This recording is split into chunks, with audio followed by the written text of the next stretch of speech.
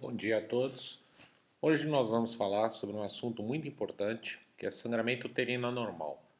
Sangramento uterino anormal é queixa extremamente frequente. Ao longo da vida, inúmeras mulheres vão apresentar episódios isolados ou períodos de sangramento uterino anormal, essencialmente abordando sangramentos com aumento do fluxo menstrual que iremos falar hoje. A paciente caracterizará esse sangramento como uma hemorragia, caracterizará o sangramento como uma menstruação aumentada, mas nem sempre essas duas afirmações são verdadeiras. Primeiro, a hemorragia, muitas vezes relatada pela paciente, não é confirmada por exames laboratoriais. A paciente descreve um perfil de sangramento extremamente aumentado, porém o exame não revela anemia, mostrando que esse sangramento não é tão intenso quanto a paciente descreve. Às vezes, havendo uma supervalorização de um sangramento que apenas se estende por um período um pouco mais longo do que seria o adequado. E a segunda questão é que nem sempre esse sangramento poderia ser caracterizado como menstrual, dadas as características da fisiologia do ciclo menstrual que eu mostrei para vocês. Nós vamos ver que muitos desses sangramentos têm origens diferentes da menstruação convencional regulada pelo ciclo hormonal ovulatório da mulher. O sangramento uterino anormal, tecnicamente, seria um sangramento anormal com intensidade e ou, tanto faz um ou outro, ou os dois, duração aumentada e ou irregularidade associada. Então veja que qualquer padrão para aumento, né, em relação ao fluxo menstrual normal descrito, nós caracterizamos como sangramento uterino anormal. Não é causado nem por fator uterino ou outras causas detectáveis na sua forma pura, antigamente chamada de hemorragia uterina disfuncional, que é um termo em desuso. Hoje o termo sangramento uterino anormal, abreviado SUA, SUA, é o termo mais utilizado no mundo inteiro para descrever essas formas de sangramento anormais apresentada pela mulher. É um diagnóstico de exclusão porque todas as manifestações que possam ser detectadas de forma direta, incluindo miomatose, adenomiose, infecções ou qualquer outra causa de sangramento anormal que se possa detectar, exclui o diagnóstico do diagnóstico de sangramento uterino anormal. Nós vamos falar bastante daqui a pouco. Há uma base hormonal do distúrbio, essencialmente é um distúrbio hormonal que prolifera e descama desordenadamente o endométrio em contrapartida com o que vimos na fisiologia do ciclo menstrual.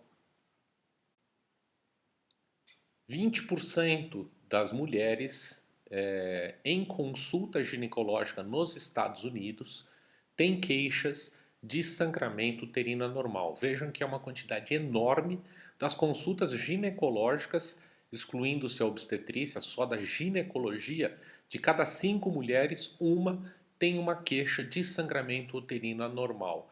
E 60% das mulheres, em algum momento da vida, vão ter um quadro de sangramento uterino anormal. Então é uma queixa extremamente relevante. Relevante do ponto de vista de ginecologia, mas também do médico generalista. O médico da unidade básica de saúde da família, ele vai em algum momento se deparar com mulheres queixando de menstruações aumentadas, de sangramentos uterinos anormais e vai ter que seguir a rotina diagnóstica básica e avaliar a necessidade ou não de um encaminhamento para um centro especializado. Nós vamos ver ao longo da aula que muitas dessas pacientes podem ser tranquilamente tratadas em nível de unidade básica de saúde. Apenas aquelas instáveis hemodinamicamente ou com hematimetria alterada, na verdade ela está diminuída, né, de forma relevante, é que vão precisar de encaminhamento para a unidade de referência. 20% das adolescentes apresentam sangramento uterino anormal e 50% das mulheres entre 40 e 50 anos. E aqui é um grupo que eu destaco com muita importância, até por ser oncologista, porque há uma falsa inferência de que todas essas mulheres de 40 a 50 anos que têm sangramento uterino anormal estão apresentando sangramentos por anovulação associada à chegada próxima ou iminente da menopausa. Isso é um erro seríssimo que se comete porque muitas vezes se trata essa paciente, né, e no Brasil não há um protocolo muito bem estabelecido, em contrário a isso, né, essas pacientes são tratadas sem uma rotina diagnóstica adequada.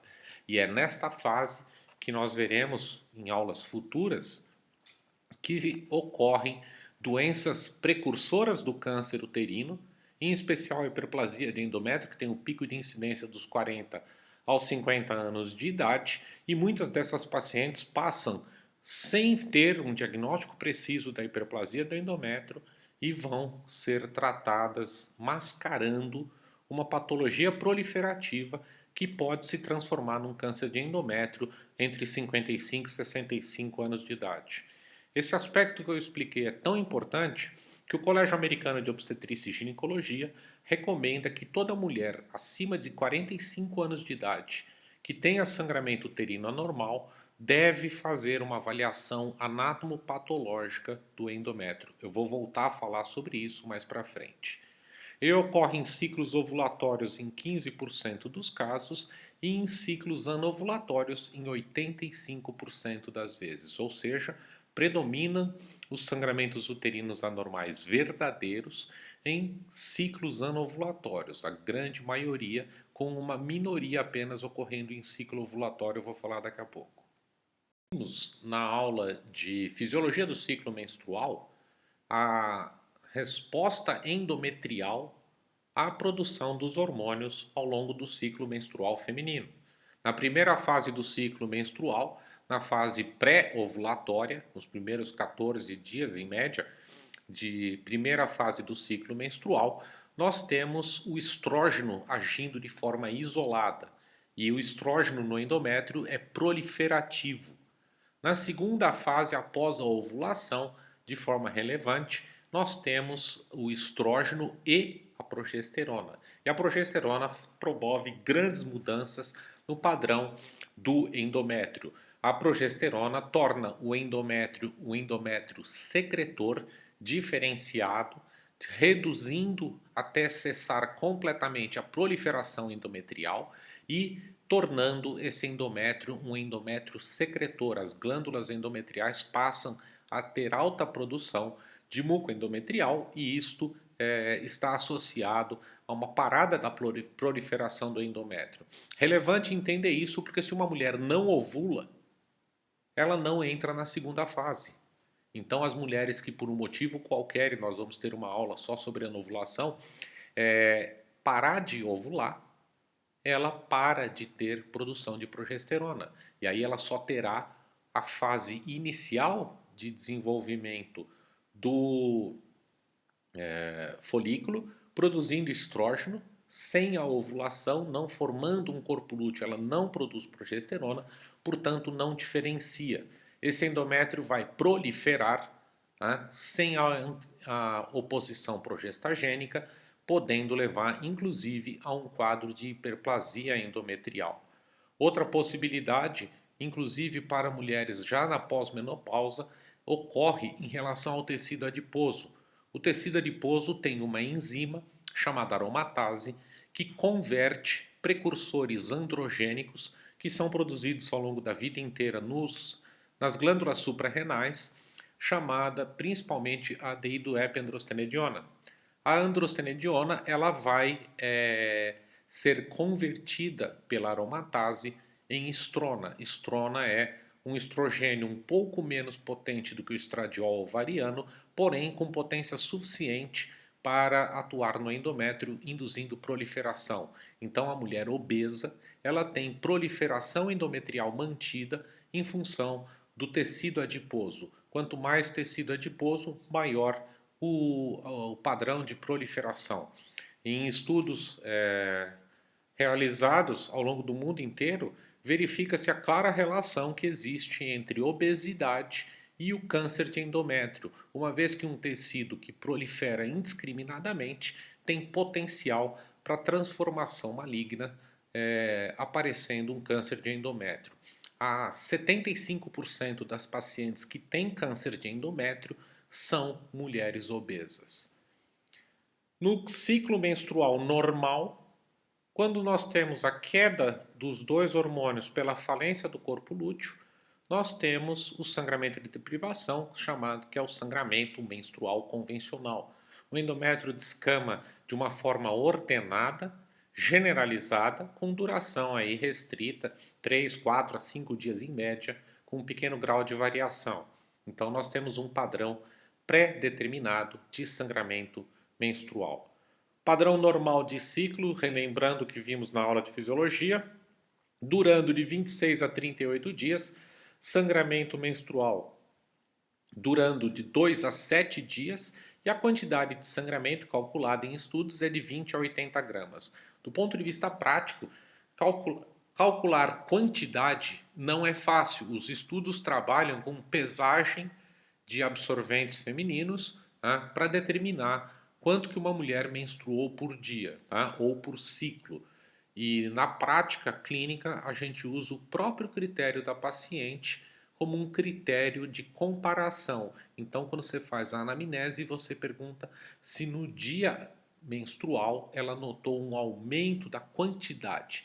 Essa é uma informação imprecisa, porque ela é baseada apenas na opinião da paciente, mas na grande maioria das vezes é o que se realiza na prática clínica. Os critérios mais objetivos são a duração do ciclo e a duração do sangramento menstrual.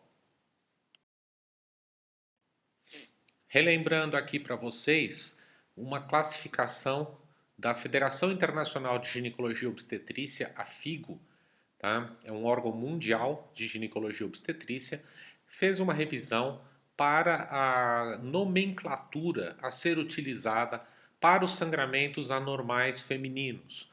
E essa classificação vale para mais e para menos. Hoje nós estamos mais interessados nos sangramentos para mais, tá?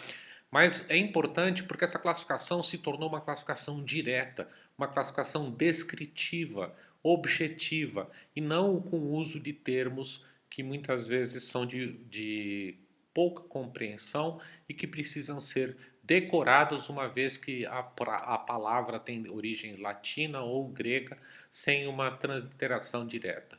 Então, pela FIGO, atualmente, qual é a nomenclatura que deve ser corrigida? Tá? A nomenclatura atual deve falar em volume, regularidade, frequência, duração e outras manifestações menstruais.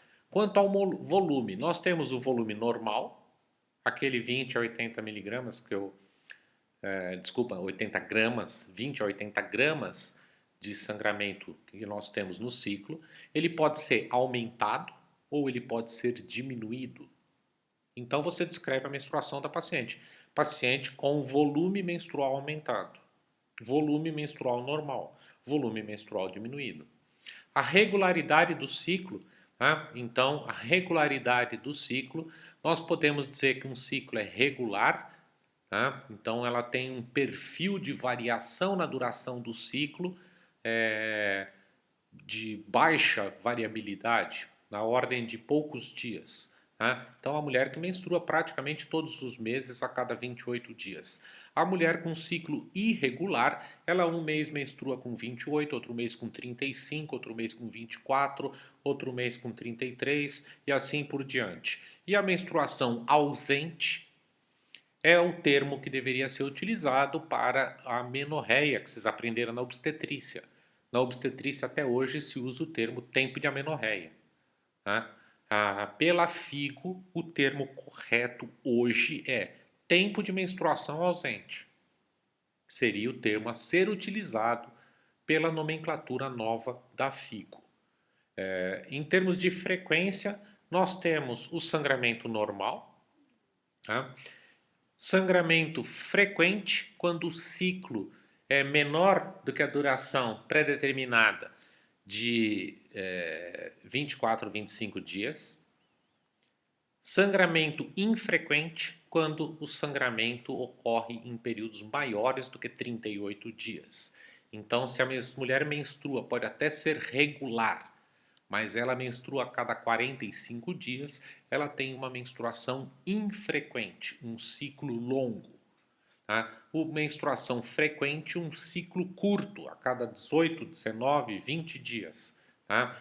E a duração, que pode ser normal, entre 2 e 7 dias, prolongada, uma menstruação prolongada, uma menstruação de 8 ou mais dias, ou encurtada, menor do que 2 dias, um dia ou menos de um dia inteiro. Tá? O paciente pode às vezes referir, ela ficou algumas horas e já parou de menstruar. São padrões encurtados. Tá? Algumas doenças do endométrio podem dar isso. Tá? E por fim, outras manifestações, o sangramento intermenstrual, quando ela refere sangramentos, usava-se um termo em inglês que era o spotting, tá? Que é o sangramento no meio da menstruação. Normalmente ele é autolimitado, de pequeno volume e pode ser fisiológico. Mulheres que não usam pílula anticoncepcional e que ovulam normalmente podem ter pequenos gotejamentos no período periovulatório. O sangramento pré-menstrual, então antes da menstruação, algumas mulheres podem ter um padrão de um pequeno sangramento, mostrando uma descamação precoce de algumas áreas, e o sangramento dito abrupto, onde ele vem de uma hora para outra em grande quantidade. Então são descrições, para descrever o ciclo menstrual de uma mulher. E como observação final, termos que vocês vão encontrar ainda hoje em livros. Eu, como um médico mais velho, eu tenho 30 anos de ginecologia, eu tenho que me corrigir, eu tenho que mudar o meu vocabulário. Durante 30 anos eu usei termos que hoje não devem mais ser utilizados. Então eu tenho que constantemente corrigir os termos que eu emprego. Peço até desculpas se em alguma outra aula vocês virem termos que são da nomenclatura antiga. Eu estou tentando, à medida do possível, corrigir tanto o meu modo de falar quanto aulas e temas que eu tenha escrito no passado. Termos como menorragia, que era a menstruação excessiva diária, hipermenorreia, que era a menstruação prolongada, polimenorreia, que era a menstruação frequente, todos esses termos devem estar abolidos. E vem a grande variação na literatura. O termo menorragia é um excelente exemplo. Tá? Alguns autores falavam que menorragia era a menstruação aumentada diária. E outros falavam que menorragia não só era aumentada diária, como aumentada em duração. Então, haviam critérios diferentes para o mesmo termo, tanto na literatura europeia quanto na literatura americana. Então, essa confusão de literatura, a ausência de uma tradução literal e óbvia, são palavras derivadas ou do grego ou do latim, né, fez com que a Figo revisasse toda essa nomenclatura e hoje você descreve a menstruação de uma mulher de forma objetiva. Volume aumentado com regularidade irregular, frequência normal, poderia ser, tá?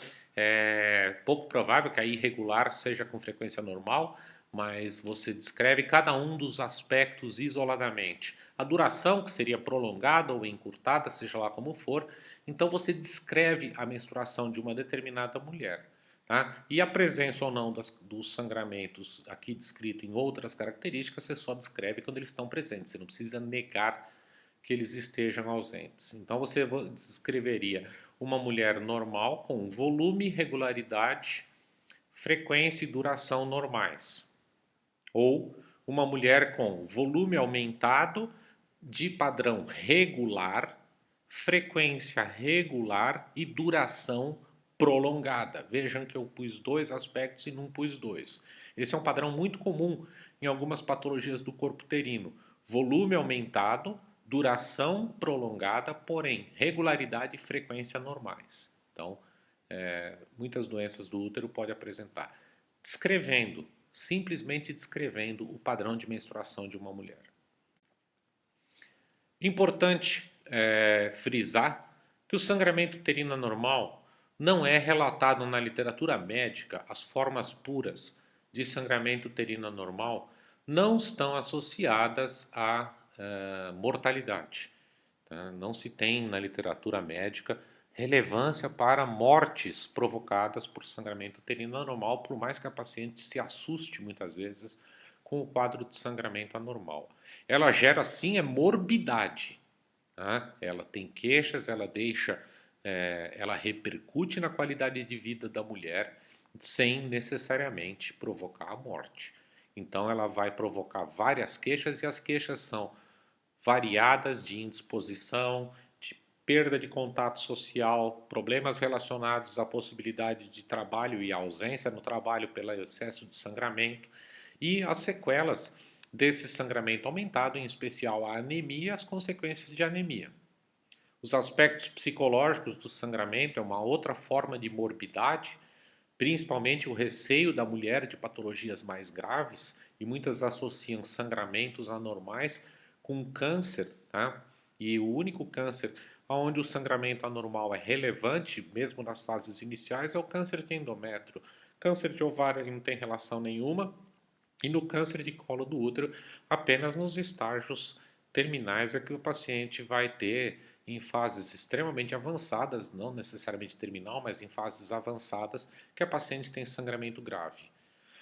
O diagnóstico diferencial é fundamental para se excluir causas definidas. Eu falei anteriormente e vou repetir. Diagnóstico de sangramento uterino normal é um diagnóstico de exclusão. Uma vez que você exclua todas as causas orgânicas, aí você fala, este caso é um sangramento uterino anormal. Caso contrário, é só uma suposição, uma hipótese. No acompanhamento da paciente com sangramento uterino anormal, foi criado um acrônimo, e o acrônimo original é em inglês, mas é o mesmo, que é o PALM-COEN. PALM-COEN são as iniciais dos fatores causais possíveis para sangramentos de origem menstrual atípicos. Eu não vou chamar de sangramento uterino anormal, deixando o sangramento uterino anormal exclusivamente para uma dessas categorias. Mas são quadros clínicos que levam a sangramentos anormais em mulheres, tá? Ou atípicos. O PALM separado, então é PALM com M e COEN com N no final, N de navio, tá? Separados em dois blocos. O grupo PALM são grupos de patologias do útero. Então, no grupo PALM, nós temos patologias do útero. Tá? E nós devemos, pegando o acrônimo, nós temos o P de pólipo, que é o pólipo do endométrio, principalmente que sangra. Tá? O A de adenomiose, que é uma doença do corpo uterino. O L de leiomiomatose e M de malignidade. A malignidade que pode ser endometrial, miometrial ou colo do útero avançado. Então, vejam, o PALM é do útero. O COEN são patologias extrauterinas. Tá? Então, no COEN, nós vamos ter as patologias extrauterinas. Então, para o COEN, nós temos desde coagulopatia, que é o C, o O de ovulação anormal, o E é o endométrio, mas aqui não é um endométrio com uma doença endometrial como o câncer de endométrio. É um endométrio que respondeu a um estímulo externo. E é aqui que entra o sangramento uterino anormal. Essencialmente, ele está colocado aqui, tá? No grupo da ovulação anormal e no grupo endometrial por estímulos exógenos ao endométrio. E de iatrogênico, medicações que a paciente possa fazer uso que estimulem o endométrio de alguma forma a responder com sangramento ou que alterem os seus perfis de coagulação. N de não especificado, outras causas não especificadas previamente. Então esse acrônimo deve sempre ser relembrado. No grupo PALM, doenças do útero. Se é PALM, não é sangramento uterino anormal. No COEN, se é coagulopatia, não é sangramento uterino anormal. Se é iatrogênico, não é sangramento uterino anormal. Se é uma outra etiologia não especificada, não é sangramento uterino anormal. Ou é a ovulação anormal, tá? Que é a anovulação, ou outras alterações hormonais que afetem a proliferação e a descamação endometrial, que é o que nós vamos ver agora. Lembrando que o grupo PALM não será visto imediatamente, nós iremos tratar disso apenas nos conteúdos do 8º período, em aulas tanto de endométrio quanto de miométrio, tá? Englobando miomatose, englobando adenomiose e outras doenças. E o COEM nós vamos nos restringir aos quadros ginecológicos, não vou discorrer sobre coagulopatias, que é um tema de hematologia. Sangramento uterino anormal, eu falei que 15% podem ocorrer em ciclos ovulatórios, o sangramento ovulatório. A menstruação é caracterizada como uma menstruação frequente, com ciclos encurtados, então o ciclo tem às vezes menos de 24, 23 dias, tá? Sem fator causal. Então nós não temos um fator causal. Como eu citei agora, sangramento uterino anormal não pode ter outro fator causal. As etiologias possíveis incluem uma descamação irregular do endométrio, um sangramento pré-menstrual e a persistência do corpo lúteo. Então, um corpo lúteo que não entra em atresia no ciclo anterior, inicia-se um novo ciclo menstrual e há um desbalanço completo, porque mantém-se produção de progesterona numa fase que seria, teoricamente, uma primeira fase do ciclo. Então, esse endométrio vai responder de forma completamente anárquica, completamente desordenada à persistência do corpo lúteo, provocando um sangramento bastante atípico. A forma mais comum, que representa 85% dos sangramentos uterinos anormais, é o sangramento uterino anormal de ciclo anovulatório. Então, como eu expliquei agora há pouco, há uma proliferação mantida do endométrio, sem diferenciação. Lembrem-se que a progesterona não está presente porque não teve ovulação. Se não tem ovulação, não tem corpo lúteo. Se não tem corpo lúteo, não produz progesterona naquele modelo de 2 células que nós vimos na aula de fisiologia do ciclo menstrual. Então o endométrio prolifera, mantida a proliferação, porque o estímulo estrogênico está mantido, de um folículo dominante que não teve ovulação, ele continua produzindo o estrogênio. E isso vai levar a uma proliferação desordenada desse endométrio, que é possível chegar no nível da hiperplasia, do ponto de vista anatomopatológico. Hiperplasia é o aumento das camadas de um tecido epitelial especial, né? E pode, variando do tipo de hiperplasia, variando com o tempo de evolução do quadro, muitas vezes essas mulheres, em especial pacientes obesas, tá? Pacientes com síndrome de ovário policístico não tratadas, essas mulheres podem, ao longo de anos, o processo não é um processo de 1 mês ou de 6 meses, mas ao longo de anos, ela pode passar de uma hiperplasia simples por uma hiperplasia com atipias e da hiperplasia com atipias passar até o câncer de endométrio. Em geral, essa carcinogênese vai demorar um período que vai variar aí de 15 até 25 anos entre o estímulo e o resultado final do câncer. É um processo lento, mas existe um risco. Tá? Tanto a obesidade eu já comentei, o risco que ela tem em relação ao câncer de endométrio, a síndrome de ovário policístico também, pacientes com histórico prévio de ovário policístico, em especial as que não foram tratadas, têm risco aumentado de desenvolver câncer de endométrio, da ordem de 2 a 3 vezes a população normal. Aumento da vascularização endometrial associado ao estímulo estrogênico sem ação progestagênica e redução do estroma, promovendo como resultado final uma descamação parcial. O endométrio começa a se fragmentar, ele vai soltando pedaços, ele não descama de forma ordenada e inteira, como deveria ocorrer numa menstruação. Então esse endométrio que tem diferentes fases, tá? Totalmente desordenado. Se você pegar e fizer uma amostragem geral do endométrio, você vai ver pedaços do endométrio em diferentes fases de evolução, porque uma descamou e a partir dos próximos dias ela volta a começar a proliferar, enquanto outra está totalmente proliferada, outra está no meio do caminho. Cada pedaço do endométrio está numa fase diferente. O endométrio está descamando quase que continuamente em algumas mulheres. Existem mulheres que têm queixa de sangramentos quase que mantidos por períodos ininterruptos. Ela não tem um período em que ela não sangre. Tem mulheres que ficam, que a história clínica delas fala, eu não tenho duração da menstruação, eu estou sangrando todo dia há 2 meses ou há 3 meses. Né? Lógico que com variação em quantidade, um dia a mais, um dia a menos, mas ela pode ter uma queixa bastante anormal em termos de forma do sangramento menstrual.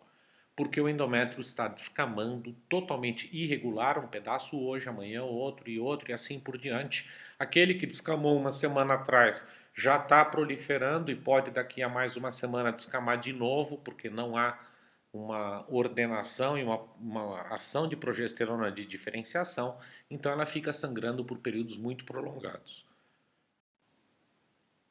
Ponto fundamental, falei várias vezes, vou repetir novamente, para o diagnóstico de sangramento uterino anormal é fazer diagnóstico diferencial.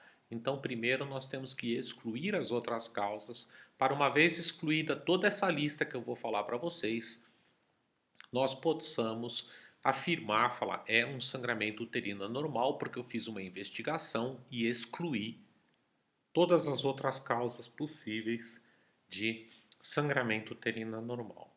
Então, a primeira delas, dentro daquele grupo do Palme-Cohen que eu falei para vocês, nós temos o pólipo endometrial, a hiperplasia endometrial ou o carcinoma de endométrio. Particularmente relevante o carcinoma de endométrio a partir dos 40 anos de idade. Todas essas doenças, tanto o pólipo quanto a hiperplasia, quanto o carcinoma de endométrio, incidem com maior frequência acima dos 35 anos de idade, em especial acima dos 40. O câncer de endométrio, 80% dos casos vão incidir acima dos 50 anos de idade. Tá? Não é impossível ter câncer de endométrio mais jovem, porém ele é pouco frequente. Menos de 5% dos casos de câncer de endométrio ocorrem antes dos 45 anos de idade. Então é muito pouco provável a mulher ter câncer de endométrio mais jovem. Mas essas doenças, uma vez diagnosticadas, exclui-se o diagnóstico de sangramento uterino anormal. Adenomiose e miomatose uterina, patologias do miométrio. Né? Tanto a adenomiose quanto a miomatose são patologias do miométrio. Doenças do colo do útero, a ectopia, o NIC. NIC é a lesão precursora do câncer de colo do útero, enquanto a ectopia é uma condição quase que fisiológica em algumas fases da vida, onde você tem a exposição do epitélio do endocérvice para fora no canal do colo do útero, para fora do canal, expondo o epitélio endocervical no meio vaginal. Esse epitélio inflama pelo pH vaginal e pela presença de bactérias, promovendo vasodilatação e ficando friável e sangrante, em especial depois das relações sexuais.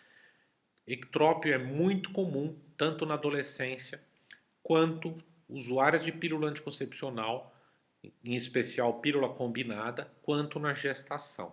Né? Então é muito comum e apenas um exame especular já iria revelar a presença de um ectrópio. Em geral, o próprio exame de especular você vê que o ectrópio é friável e sangrante. O NIC nem sempre é tão evidente, muitas vezes precisa de um exame mais sofisticado chamado colposcopia para se suspeitar do NIC. E o câncer de colo do útero também depende do estágio da doença. Nos estágios iniciais ele é praticamente assintomático, ele vai dar sintomas de sangramento relevante nos estágios avançados. Distúrbios da coagulação, qualquer tipo de coagulopatia. Vale frisar que uma vez que o endométrio descama e os vasos do estroma e da base do endométrio são expostos, nos últimos dias menstruais, você tem processo de coagulação, formação de trombotamponamento desse endométrio. Se a mulher tem uma doença de coagulação, ela não fará esse processo, então ela vai ficar sangrando 5, 10, 15 dias, às vezes sangramentos de grande quantidade. Né? 20% das adolescentes que têm sangramento uterino anormal têm um distúrbio de coagulação. Então, ele é rotina de investigação obrigatória em adolescentes até os 20 anos de idade, pelos protocolos mais difundidos no mundo. Tá? O protocolo ACOG fala que até 20 anos de idade é obrigatório fazer a avaliação de coagulopatia nessas mulheres. Mas não é só adolescente. Mulheres mais velhas podem ter púrpura trombocitopênica idiopática ou outras doenças de coagulação de aparecimento tardio. Vale perguntar na história clínica se a paciente tem alguma queixa relacionada com hematomas, sangramentos gengivais, sangramentos pelo nariz, né, que é epistaxe, ou qualquer outra variável de sangramento, não necessariamente o sangramento menstrual. Às vezes ela fala, qualquer coisa que eu esbarro fica roxa, sangra pelo nariz, ou eu escovo os dentes e minha gengiva tem sangrado. Então você suspeita que ela tenha um distúrbio de coagulação, vai pedir exame para isso. Divertículo de cesárea. Divertículo de cesárea é a cicatriz uterina do local de corte uterino de uma cesárea. Tá? Algumas mulheres ficam com uma dobra na parede uterina e essa dobra retém sangue menstrual. Ela retém o sangue menstrual da menstruação anterior e fica gotejando ao longo dos dias ou do mês posterior à menstruação. Então, ela vai queixar de um sangramento prolongado, quando na verdade esse sangramento é de pequena quantidade, autolimitado, sem repercussão sistêmica. Tá? A ultrassonografia vê com clareza o divertículo de cesárea. Gestação e complicações. Ela vem na busca de uma consulta de ginecologia. Às vezes ela não sabe que ela está grávida. Ela pode estar tendo um abortamento.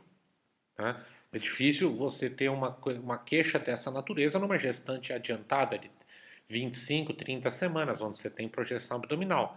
Mas às vezes a paciente está na fase inicial da gravidez e ela nem sabe que está grávida.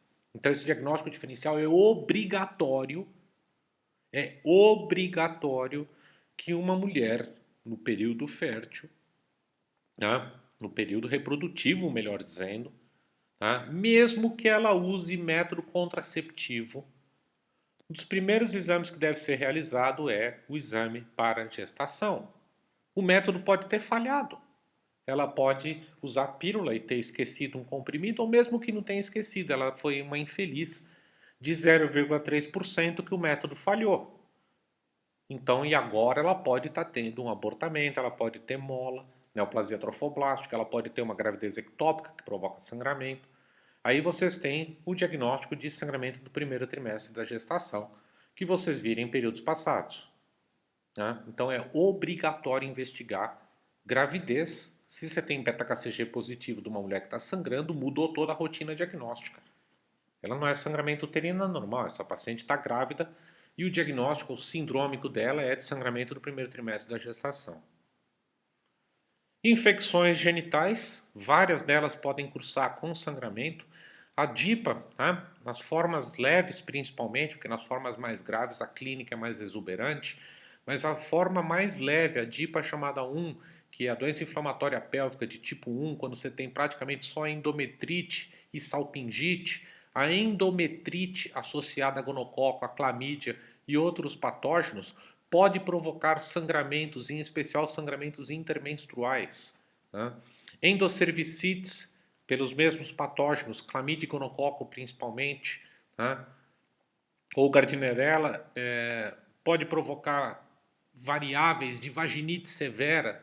Tá? Tuberculose genital, hoje no nosso meio, ela tem baixa incidência, dependendo da região em que se trabalha. Nas regiões Nordeste e Norte do Brasil, ainda existem bolsões de alta incidência de tuberculose e essa possibilidade de tuberculose genital, uma variável de tuberculose miliar, é uma possibilidade e ela também está associada a sangramento. E outras variáveis de endometrite de qualquer natureza. Então, várias causas de infecção provocam sangramento. E por último, causas não ginecológicas e iatrogênicas. Aqui no não ginecológicas vale citar um dado importante. Não uma, mas várias vezes eu já vi mulheres que buscam um atendimento em clínica ginecológica queixando-se de sangramento genital ela queixa como menstruação. E quando se faz uma investigação detalhada, se percebe, por exemplo, e no próprio exame clínico se verifica um quadro hemorroidário.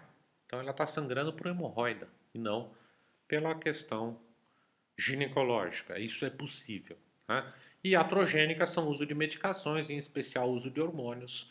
E é importante em iatrogênico também em jovens e crianças. Crianças podem ter sangramentos genitais, às vezes por tomar pílula anticoncepcional da mãe, tá? Por imitação, criança faz essas coisas e ela pode tomar a pílula da mãe, a mãe não se der conta que a criança está tomando a pílula e de repente essa criança pode ter, com 6 anos de idade, pode ter um sangramento aí de origem genital.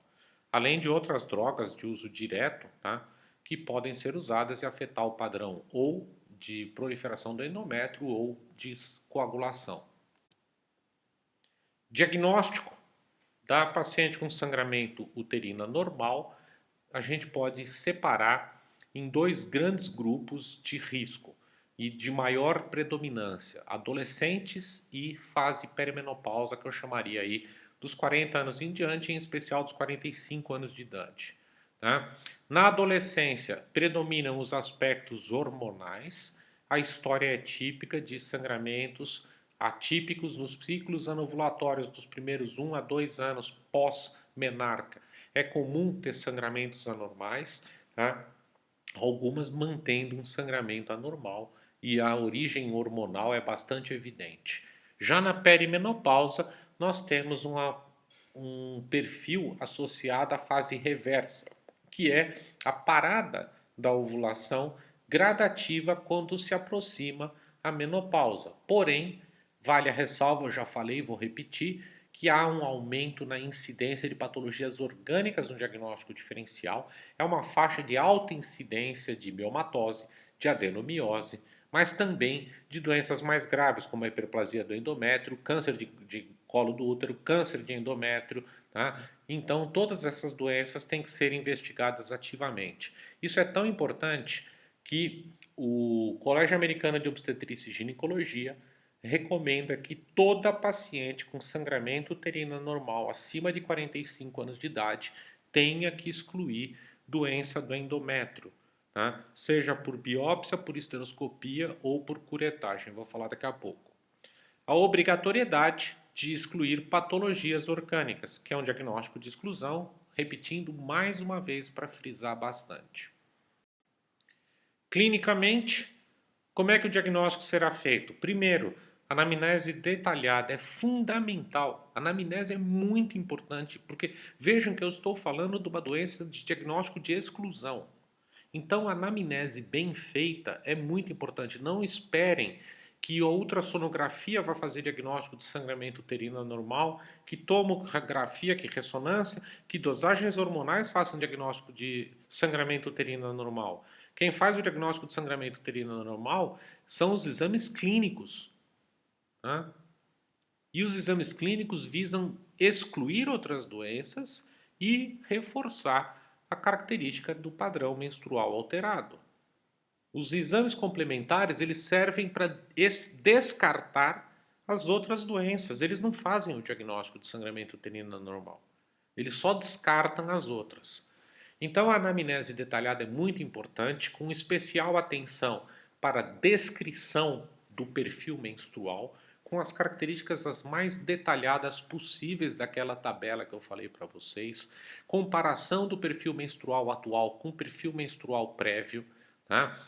Idade da menarca, todos os detalhes da menstruação, quantos anos começou a menstruar, como eram as primeiras menstruações, né? Houve um período de normalidade de menstruação ou nunca houve, sempre foi alterado. Tudo isso é muito importante. Avaliar antecedentes pessoais patológicos, outras doenças, aquela questão que eu comentei agora há pouco, histórico de sangramento gengival, epistaxe, hematomas, indicando aí por uma possível coagulopatia, qualquer outra doença sistêmica, tudo isso é muito importante para saber. E nas mulheres mais velhas também a questão de queixas associadas que possam indicar a chegada próxima da menopausa. Algumas, antes da menopausa chegar, já estão tendo importantes sintomas da menopausa, como ondas de calor, né, e queda do estado geral comuns da mulher pós-menopausa. O exame clínico, entre outras coisas, além de um exame geral que deve ser feito nessas mulheres, especial atenção para o biotipo com cálculo do IMC, é importante na questão que eu falei para vocês da correlação obesidade e distúrbios hormonais e proliferação endometrial, avaliar a presença de hirsutismo, que são os pelos aumentados, acne, alopécia, que são áreas de falha do cabelo. Nós vamos ver isso na próxima aula quando eu falar de hiperandrogenismo, tá? Avaliar aspectos de doenças sistêmicas, alterações hepáticas, alteração de volume hepático, palpação de tireoide, né? A questão de presença ou não de coagulopatias com hematomas e outros sinais clínicos de um distúrbio de coagulação. Como exames complementares, nós temos inicialmente dois exames que são críticos. Tá? O primeiro deles é o hemograma e o segundo é o beta-HCG. Esses são os dois primeiros exames críticos para serem feitos. Beta-HCG você só não vai fazer numa mulher pós-menopausa, que não é o tema específico da aula de hoje. Para sangramento uterino anormal, hemograma e beta-HCG são os dois primeiros exames obrigatórios a serem feitos em qualquer mulher. Por quê? O hemograma ele vai quantificar o padrão de perda que essa mulher teve. Então nós vamos ver pela hemoglobina, pelo volume corpuscular médio, pelo hematócrito, nós vamos ver o grau de anemia que essa história de sangramento traz para essa mulher. E não se surpreendam em encontrar uma porcentagem razoável de mulheres onde o hemograma é completamente diferente da história clínica relatada. Você tem uma paciente, às vezes, com um histórico de um sangramento descrito por ela como extremamente importante, extremamente comum e extremamente aumentado. E ela tem um hemograma que, às vezes, nem anemia não tem. O beta-HCG.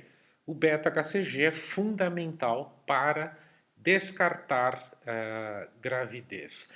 Não interessa se a paciente está ou não em uso de método contraceptivo. O método pode ter falhado, tá? Todos os métodos falham. Nós vamos ter aula sobre isso. Laqueadura tubária falha, vasectomia falha, DIU de progesterona falha, tá? Implante hormonal falha. Lógico que cada um com uma taxa, uns mais, outros menos, tá? Mas qualquer método pode falhar. Então, beta-HCG é obrigatório. Hemograma e beta-HCG são obrigatórios. Tá? Seguidos por coagulograma completo, ferritina, ferro sérico e TIBC, esses três últimos para avaliar depósito de ferro na paciente que tem anemia, nós temos que ver a perda de depósito de ferro, consumo dos depósitos de ferro para programar reposição posterior ao desenvolvimento do quadro agudo. Outro exame crítico, ultrassom transvaginal. O ultrassom transvaginal é obrigatório também na paciente com sangramento uterino anormal. Por quê? Porque ele vai descartar a grande maioria das doenças que eu citei agora há pouco, de natureza orgânica. O ultrassom transvaginal vai descartar de forma razoavelmente segura miomatose uterina, adenomiose, pólipo endometrial, hiperplasia endometrial, câncer de endométrio. Então, obviamente, ele vai acrescentar muito nos diagnósticos de exclusão. Como eu citei antes, protocolo do ACOG, todas as mulheres acima de 45 anos deveriam, por que eu falo deveriam? Porque no Brasil isso não é feito. Tá? Mas na Europa e nos Estados Unidos varia a idade de corte. O corte da associação, da Sociedade Canadense de Obstetrícia e Ginecologia é 40 anos e ele é seguido no Canadá e no Reino Unido.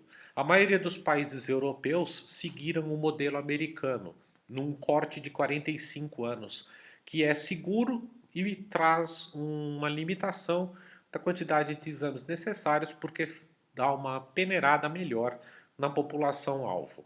Então é o que eu considero o mais adequado. Acima de 45 anos, toda mulher com sangramento uterino anormal deveria ter ou uma esteroscopia, que é inviável no sistema público de saúde investigar todas, mas pelo menos ou uma biópsia endometrial, tá? Ou curetagem uterina, ou citologia endometrial, que é um método bastante empregado na Inglaterra, por exemplo, porque pode ser realizado até pelo profissional de saúde da família. É um método simples, um pouco mais difícil de colher do que um Papa Nicolau, não muito, basta apenas uma capacitação para aprender a colher. Tá? E alguns trabalhos mostram que a citologia endometrial tem uma sensibilidade, uma especificidade próximos da esteroscopia, que é considerado padrão ouro. Né? Nós vamos ver, quando eu der aula de patologia do endométrio, que esteroscopia é o padrão ouro na investigação da doença do endométrio. Ela é melhor que cureta e melhor que biópsia de 4 quadrantes. Né? Porém, a citologia de endométrio tem evoluído muito e ela hoje pode ser um método bastante sensível de triagem das pacientes com queixas de sangramento anormal. Na Inglaterra, a paciente faz a citologia endometrial quando tiver queixa, no caso inglês, acima de 40 anos, eles seguem o modelo canadense. Né? Se der alguma alteração, ela é encaminhada para a unidade de referência. Isso poderia ser feito tranquilamente em qualquer UBS brasileiro, UBSF ou UBS convencional, com um custo baixo, muito mais baixo do que a esteroscopia e mesmo do que a curetagem uterina e a biópsia de 4 quadrantes. Esporadicamente, de caráter esporádico, uma paciente com sangramento uterino anormal faria exames complementares como ressonância magnética e esterosonografia, que é um ultrassom com infusão de soro fisiológico dentro da cavidade para melhorar o diagnóstico de mioma submucoso, de pólipo endometrial, perfil tiroidiano, que acaba entrando na investigação de anovulação e de amenorreia, tá? Mais do que para o quadro de sangramento anormal, função renal e outras suspeitas que se possa ter aí de doenças sistêmicas que o paciente possa ter. Esses últimos são exames de exceção, tá? Vistos caso a caso, não são rotina. Todos os outros que eu falei acima são rotina. Primeiro exame a ser feito, então, relembrando, hemograma e beta-HCG. Na sequência, coagulograma, um dos 3 métodos, pode qualquer um, normalmente a gente faz a ferritina, tá? Coagulograma, ferritina e ultrassom transvaginal. Todos eles vão ser feitos. E para aquelas acima de 45 anos, o ideal é que tivesse investigação do endométrio. Para encerrar, nós vamos falar o tratamento da paciente com sangramento uterino anormal. Quais são os objetivos de uma paciente quando se trata uma paciente com sangramento uterino anormal? Primeiro objetivo, estabilizar ou manter a estabilidade hemodinâmica. É o que eu chamo de fase 1, que é parar o sangramento. Tá? Corrigir a anemia aguda ou crônica também faz parte das fases iniciais, se for uma anemia mais importante. Tá? A crônica você pode repor só com ferro para reposição. Retomar o padrão de ciclos menstruais normais, que eu chamo de fase 2. Prevenir a recorrência, que eu chamo de fase 3, junto com prevenir as sequelas de longo prazo da anovulação, que nós vamos ver quando eu falar de anovulação em aulas futuras. Vamos começar pela fase 1. A fase 1 é parar o sangramento. A paciente está sangrando, está com fase aguda. São as primeiras 48 horas de atendimento a essa paciente. Que tipo de medicação se pode fazer para a paciente que está sangrando intensamente e você quer fazer ela parar de sangrar? Então nós temos várias opções. A primeira opção que eu pus aqui é a opção mais importante na literatura mundial, que são os estrogênios conjugados na dose de 25 mg endovenoso, com intervalo de 8 horas, enquanto mantiver sangramento no máximo de 3 injeções. Então, essa terapia, a terapia padrão no mundo inteiro, era a terapia padrão no Brasil até poucos anos. Tá? Porém, infelizmente, a droga foi retirada do mercado pelo laboratório por questões comerciais, muito mais por questões de saúde ou de qualquer evidência científica. Ela até hoje é a terapia padrão, tanto nos protocolos americanos do ACOG, quanto no protocolo do Royal College inglês, tá? Protocolo canadense, todos eles têm como primeira terapia estrogênio endovenoso 25 miligramas, com intervalo de 8 horas. Faz a primeira dose, se a paciente não parar de sangrar, faz uma segunda dose, faz no máximo 3 doses. Eu tenho muita experiência com a droga, eu utilizei estrogênio endovenoso até alguns anos atrás e na quase totalidade das pacientes não foi necessário fazer a segunda dose. Com uma única injeção, elas param de sangrar num intervalo aí que variava de 2 a 4 horas, tá? 2 a 4 horas depois da injeção, a mulher parava de sangrar totalmente, mesmo que fosse uma hemorragia, por coisas graves. Eu já fiz parar de sangrar com essa terapia paciente com leucemia, tá? Que estava com 2.000, 6.000 plaquetas. E a gente conseguia fazer isso parar com uma forma bastante eficaz. Infelizmente, a droga não está disponível no Brasil, mas é importante saber, porque pode ser que algum laboratório relance a apresentação no Brasil e ela voltaria com certeza a ser a primeira escolha em sangramentos graves. Então, o que eu tenho em sangramento grave disponível no Brasil? Nós temos duas opções, tá? Primeira é a mais comumente utilizada, que é o anticoncepcional oral com no mínimo 30 microgramas de etilenoestradiol, o que significa um anticoncepcional de média ou de alta dosagem, tá? Com intervalos de 6 em 6 horas ou de 8 em 8 horas. Tá? Essa é a recomendação na literatura. 6 em 6 horas ou de 8 em 8 horas por um período de 7 dias. Alguns protocolos falam para fazer até parar de sangrar e depois suspender. Né? Normalmente a gente já faz com um prazo pré-determinado de 7 dias, mantendo o anticoncepcional de 8 em 8 horas por 7 dias. 6 em 6 horas são protocolos normalmente que mandam parar esse uso de 6 em 6 horas depois que parar de sangrar, e aí depois manteria um comprimido ao dia. Tá? Tanto no de 6 em 6 quanto no de 8 em 8. Tá? O de 8 em 8 é uma semana, e aí depois dessa uma semana se faz mais 3 semanas de um comprimido ao dia. Tá? E no de 6 em 6 horas você usa, quando parar de sangrar, passa a usar um comprimido por dia. É o que mais se usa nível B de evidência. Outra possibilidade é a medroxiprogesterona 20 mg de 12 em 12 horas, tá? Ou 10 mg até de 4 em 4 horas, numa dose máxima de 80 mg até a parada de sangramento. Então, esses esquemas são possíveis. Tá? A literatura refere, mas o grau de evidência não é tão sólido quanto a pílula anticoncepcional. Então, esses dois esquemas são os esquemas que nós podemos fazer. Preferencialmente, em caráter pessoal, eu tenho experiência com o uso do anticoncepcional oral, tá? E parada de menstruação é eficaz em aproximadamente 75% dos casos, segundo a literatura, e eu tenho essa mesma experiência. Você consegue fazer parar de sangrar 75% das pacientes no esquema de 8 em 8 horas. Possibilidade número 2, que são essas últimas duas drogas aqui, elas são para casos mais leves. Pode se associar nos casos de cima? Pode. Mas isoladamente elas não vão cortar um sangramento grave. Que é o ácido tranexâmico, tá? Que é uma droga agregante plaquetária, que então ela trabalha na coagulação, associado ao anti-inflamatório não esteroide, tá? Ao anti-inflamatório não hormonal.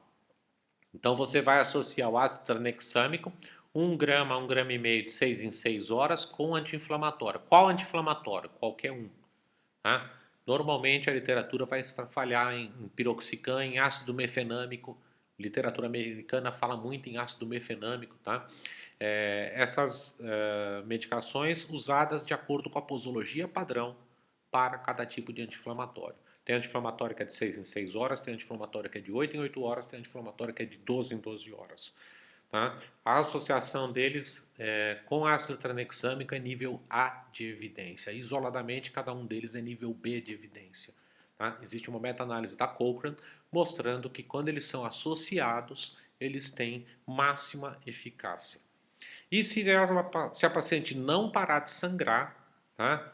Ela tem indicação de fazer a curetagem uterina terapêutica, não necessariamente diagnóstica só, mas terapêutica, para cortar o sangramento. Se a paciente tiver acima de 40 anos, a curetagem uterina é uma opção importante, em especial acima de 45 anos, porque ela para o sangramento da fase aguda e colhe material de anátomo patológico, de acordo com aquele protocolo do ACOC que eu comentei para vocês. Fase 2 é a prevenção do próximo sangramento aumentado. Então você conseguiu parar o sangramento da paciente,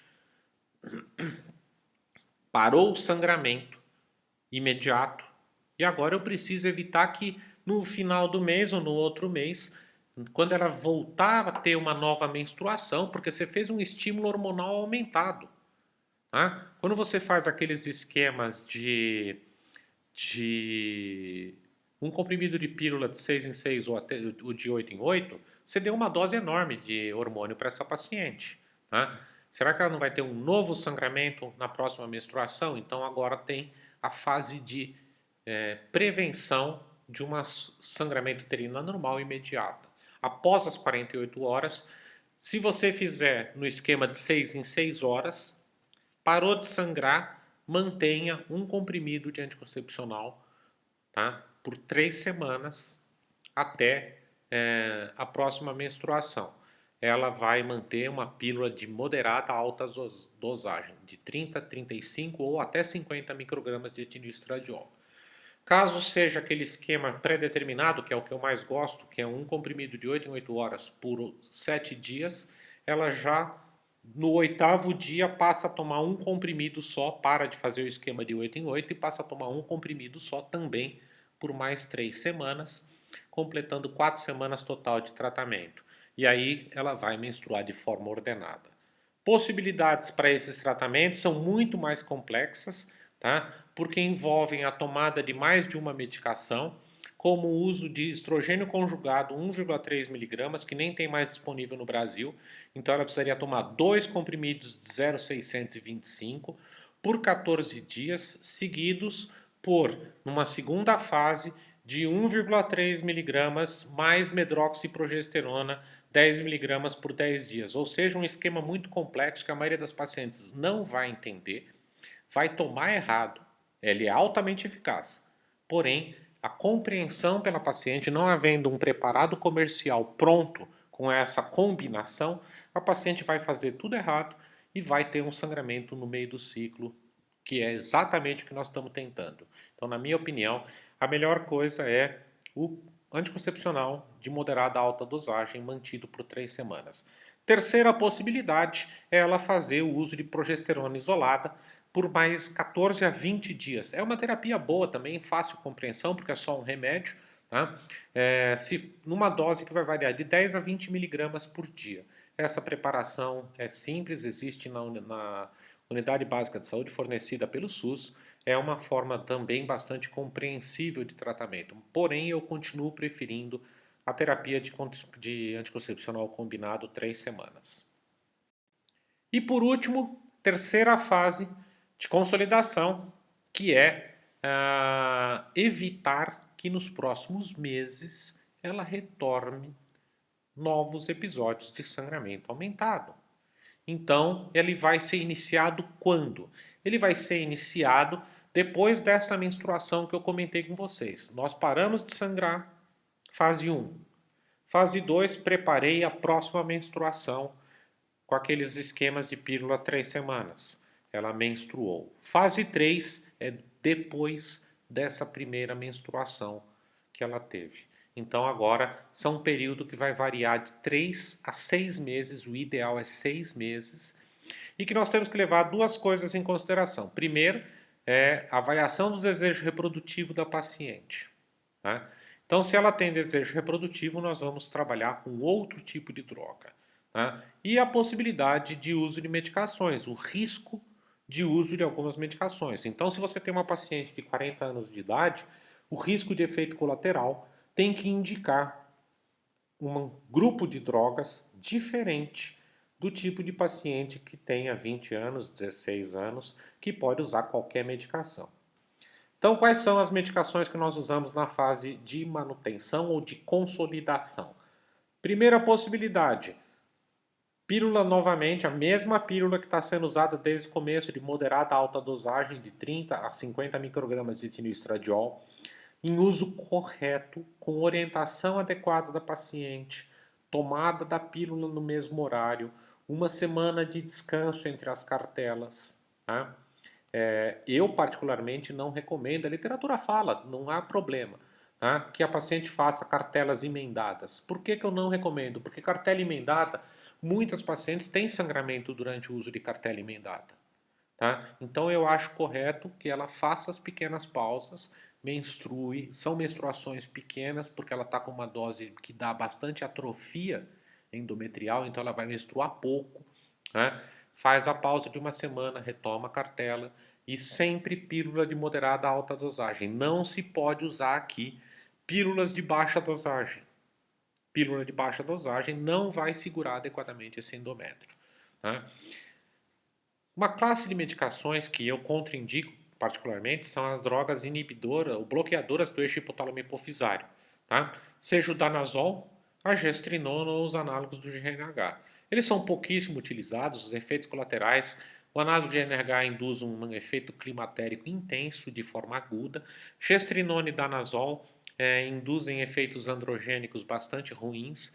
Então é uma situação de exceção que, na verdade, hoje a literatura praticamente não vê uma indicação sólida para essas medicações. Uma medicação muito boa para qualquer faixa de idade, tá? Tanto para mulheres jovens quanto para mulheres acima dos 40 anos de idade. Lembrando que acima dos 40 anos de idade, o risco de trombose faz com que o uso de pílulas pílula combinada, essas pílulas que eu estou falando de moderada e de alta dosagem, o risco de trombose delas para uma mulher acima dos 40 anos é relevante. Então, essas pacientes, obrigatoriamente, nós temos que fazer tratamentos que se baseiem exclusivamente em progesterona. Tá? E aí, quais seriam as opções? O DIU de progesterona e o implante de progesterona são opções excelentes. Porém, qual que é a limitação? Ambos não são fornecidos pelo SUS e o custo é um fator importante de limitação no sistema público de saúde. Qual é a opção para essas pacientes? Progesterona na segunda fase do ciclo, que seria medroxiprogesterona 10 miligramas, 14 dias por mês. Então, a paciente espera 14 dias. Do dia que começa a menstruação, ela conta 2 semanas e inicia o uso de 2 semanas de progesterona na dose de 10 miligramas dia. Pode fazer uso contínuo? Pode. Também poderia fazer uso contínuo de progesterona. E uma outra possibilidade, que também é fornecida gratuitamente no sistema público de saúde, que é a progesterona injetável, tá? Medroxiprogesterona 150 miligramas IM a cada 3 meses. É um método contraceptivo eficaz e também vai promover a atrofia do endométrio de forma interessante. Para o grupo de pacientes que se enquadra na primeira questão que eu falei, que desejam engravidar, tá? Então a paciente teve um sangramento, mas ela quer ter filho. Ela não quer tomar pílula anticoncepcional porque ela está, inclusive, tentando engravidar. Nós temos que fazer indução da ovulação para que nós tenhamos um ciclo controlado. E aí ela passa a ser uma paciente de infertilidade, nós vamos ter uma aula específica sobre isso. Tratamento cirúrgico. Quando nós faremos um tratamento cirúrgico em sangramento uterino anormal? Casos recidivantes ou extremamente severos que a paciente não tenha desejo reprodutivo. Então, quando é que eu vou fazer tratamento cirúrgico? Paciente que não quer ter filho. Tá? E ou paciente que o quadro se repete em intervalos variados. Então, ela teve uma hemorragia, passou 2 meses, teve outra, passou mais. Essa paciente tem indicação de um tratamento cirúrgico. Nós vamos falar bastante disso quando eu falar em aulas futuras de doenças do corpo do útero. Quais são as opções? Esterectomia. Tá? Esterectomia, obviamente, o controle absoluto, tirar o útero, não tem como menstruar, tá? A menos que a fonte de sangramento não seja uterina. Então, esterectomia é controle total. Ablação endometrial. O que é ablação endometrial? É destruir o endométrio sem tirar o útero. Existem duas formas. A forma mais antiga, que é por esteroscopia, onde eu vou removendo pela esteroscopia o endométrio e queimando a base dele, quase que com um cautério cirúrgico. Tá? E a segunda opção, que é a mais moderna, que é o balão térmico intrauterino. O balão térmico intrauterino é um balão, uma sonda que você passa pelo colo do útero, ele entra dentro do útero, quando ele está no endométrio, você infla esse balão e ele circula um líquido com altíssimas temperaturas. Esse líquido promove uma queimadura do endométrio até a camada basal e promovendo uma fibrose, impedindo proliferação endometrial futura. Ambos os métodos são métodos de muito menor morbidade do que uma cirurgia. Lembrem-se que eu falei das obesas. Algumas das pacientes elas têm risco de cirurgia. Tá? A histerectomia não é uma coisa tão simples assim. A paciente pode pesar 120 quilos, 140 quilos, 150 quilos. Eu tenho essas pacientes em câncer de endométrio. Tá? E você falar em esterectomia para uma mulher dessa não é uma opção muito segura, porque ela tem doenças outras. Muitas vezes ela é diabética, ela é hipertensa, ela pode sofrer do coração, pode ter disfunção ou até insuficiência renal associadas. E uma cirurgia para ela é um risco altíssimo. Então a ablação endometrial, pela menor morbidade, tá, é uma opção. Custo-benefício também é bom, tá? É muito mais barato fazer a ablação endometrial, em especial com balão, do que fazer uma cirurgia. Porém, o risco. Qual é o risco associado à ablação endometrial? O risco é que você não tirou o endométrio 100%.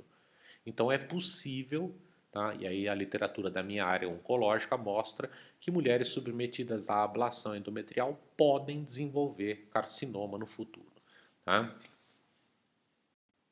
E finalizando, a terapia complementar. Terapia complementar para a paciente com sangramento uterino anormal, mais importante é reposição de ferro e controle da ferritina. Essa paciente às vezes está sendo espoliada de ferro por meses seguidos. Então é importante repor ferro na forma de sulfato ferroso ou qualquer outra forma de reposição de ferro, tá? E controlar a ferritina para ver se ela já tem reservas adequadas de ferro para a boa produção de hemácias. Segundo aspecto complementar, não há evidência que justifique a continuidade de agente antifibrinolítico, tá? Que é o ácido tranexâmico, após o episódio agudo. Tá? Então, o antifibrinolítico não deve ser utilizado nos ciclos posteriores ao episódio agudo. E você vê com muita frequência ginecologistas que prescrevem o nome comercial Transamin. Então a paciente começa a tomar Transamin todos os meses nas próximas menstruações. Isso está errado, nível A de evidência para não utilização. Ausência de eficácia de qualquer uterotônica é outra coisa também lamentável. Ver ginecologistas prescrevendo drogas que se usam no puerpério para controle do sangramento puerperal e prescrevem isso para sangramento uterino anormal, como metilergotamina e ocitocina. O útero não tem receptor para essas substâncias fora do período gestacional importante. Tá? Os receptores são mediados por prostaglandina e não por ocitocina e muito menos a metilergotamina. Eventualmente, pode-se utilizar o anti-inflamatório não hormonal durante a menstruação em casos de sangramento prolongado ou aumentado recorrentes. Isso com nível A de evidência, a paciente pode ser orientada que durante a menstruação, quando ela começar as próximas menstruações, ela tome ácido mefenâmico, piroxicam, tenoxicam, tá? Qualquer anti-inflamatório não hormonal, nos dias menstruais, exclusivamente nos dias menstruais, para que ela tenha uma redução dos níveis de prostaglandina e tenha uma descamação endometrial mais homogênea. É isso que nós temos. O material é baseado no protocolo do ACOG e no manual da Federação Brasileira de Ginecologia e Obstetrícia de Sangramento Uterino Anormal, que será disponibilizado a vocês. Obrigado e até logo.